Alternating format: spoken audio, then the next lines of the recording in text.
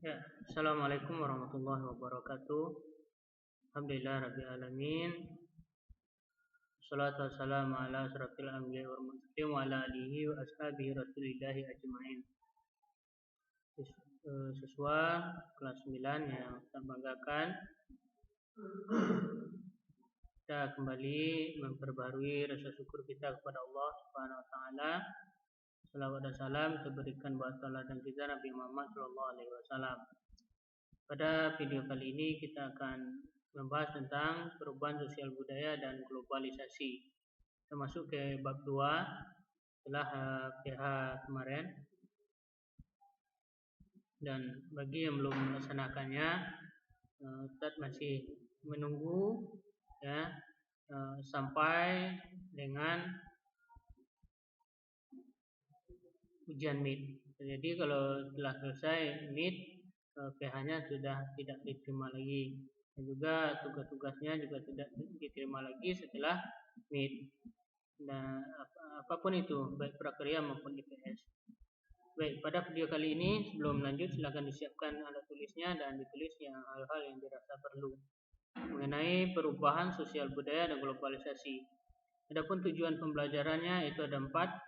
Setelah membaca materi ini, setelah mempelajari materi ini, kamu dapat menjelaskan tentang konsep perubahan sosial budaya dan globalisasi secara cepat, serta mampu mengidentifikasi perubahannya dan juga globalisasi, dan juga mampu menerapkan upaya kritis dalam menghadapi perubahan sosial budaya pada era globalisasi secara benar.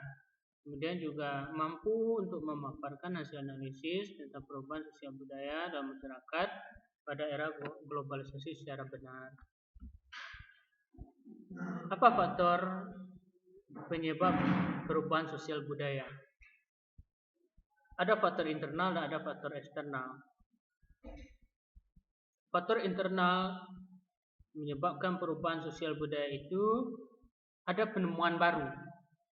Jadi ada penemuan baru, ada sesuatu hal yang baru, teknologi yang baru, ini akan membuat berubah. Misalnya dahulunya tidak ada elektronik berupa gadget, dan hanya orang berkomunikasi itu harus bertemu langsung. Dan sekarang sudah ada HP, sudah ada gadget, tidak perlu bertemu, orang bisa berkomunikasi. Dulu orang berdagang secara barter dan juga harus ketemu langsung. Sekarang tidak. Sekarang tinggal ada uang, kemudian pesan, dah makanannya sudah sampai. Jadi ada penemuan baru, maka ada perubahan di sosial budaya. Perubahannya apa?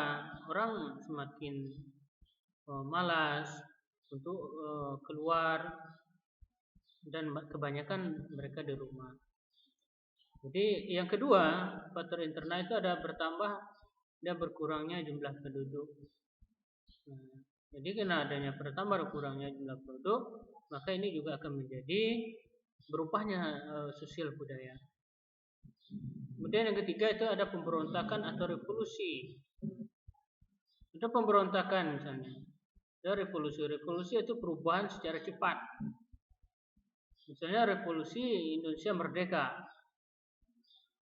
ya, pada 17 Agustus 1945, sehingga mengubah sistem pemerintahan Indonesia yang dahulunya adalah dijajah oleh para penjajah imperialisme dan berubah menjadi negara yang merdeka. Kemudian ada terjadi konflik, terjadi pertentangan. Artinya satu negara itu atau suatu wilayah atau orang itu menjadi berubah dia, karena ada konflik yang mengajarkannya. Ini ada faktor eksternal. Faktor eksternal ini artinya faktor yang dari luar, ya, seperti pengaruh kebudayaan masyarakat lain. Misalnya ada pengaruh dari luar, ada pengaruh dari Eropa misalnya, membawa kebudayaan mereka ke Indonesia. Kalau tidak pandai-pandai kita menyaringnya, maka kebudayaan itu akan terbawa ke dalam kebudayaan kita. ada akulturasi, ya. Kemudian ada bencana alam. Apa contoh bencana alam? Meletusnya Gunung Krakatau misalnya, sehingga dapat memisahkan Pulau Jawa dengan pulau ini misalnya. Nah, itu juga menjadi penyebab perubahan sosial budaya dari faktor eksternal. Kemudian yang selanjutnya itu peperangan. Jadi peperangan yang terjadi di Rusia, Palestina. Peperangan ini membuat perubahan baik itu mental maupun keadaan suatu wilayah atau satu negara. Itu faktor-faktor yang terjadinya perubahan sosial budaya. Lalu faktor pendorong perubahan sosial budaya. Ada sistem pendidikan formal yang maju, toleransi terhadap perilaku baru, sistem lapisan sosial terbuka, orientasi pada masa depan, ketidakpuasan masyarakat terhadap bidang lain, sikap menghargai hasil karya orang, penduduk yang heterogen, berbeda, yang kotak dengan budaya lain. Ini faktor pendorongnya.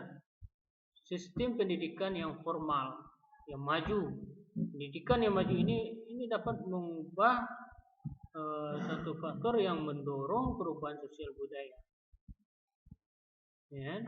Pendidikan yang formal yang maju ini dapat menciptakan manusia yang cerdas, manusia yang inovatif, sehingga dapat menciptakan hal-hal yang baru, yang belum pernah ada sebelumnya. Bahkan sekarang ini sudah ada kapal terbang tanpa pilot misalnya, bisa dikendalikan dengan komputer. Nah, itu karena adanya pendidikan yang maju, sehingga mencetak manusia-manusia memiliki sumber daya yang bagus. Kemudian ada toleransi terhadap perilaku yang baru. Ada perilaku yang masuk misalnya, kemudian hal ini dibiarkan dan ada toleransinya. Nah, sehingga itu semakin lama ini menjadi perubahan terhadap sosial budaya. Kemudian sistem lapisan sosial yang terbuka. Ya, sistem lapisan sosial yang terbuka. Masyarakat yang terbuka terhadap adanya pengaruh-pengaruh dari luar. Kemudian ada orientasi masa depan. Maksudnya orang mulai berpikir ke depan ini harus bagaimana. Jadi bagaimana bisa mudah, ya, memperoleh satu barang itu mudah. Sehingga ini juga menjadi pendorong perubahan sosial budaya. Kemudian ada rasa ketidakpuasan terhadap satu bidang lain. Ya. Misalnya, wah, teknologi ini misalnya HP misalnya.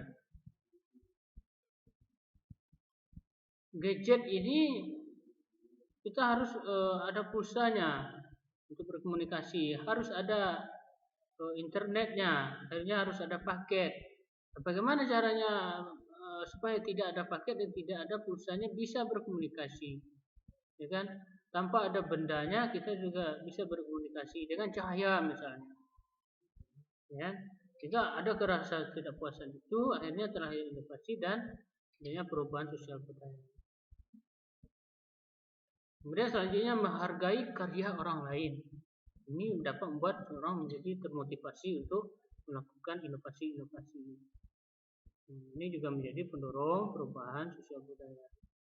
Penduduk heterogen, penduduk yang berbeda ini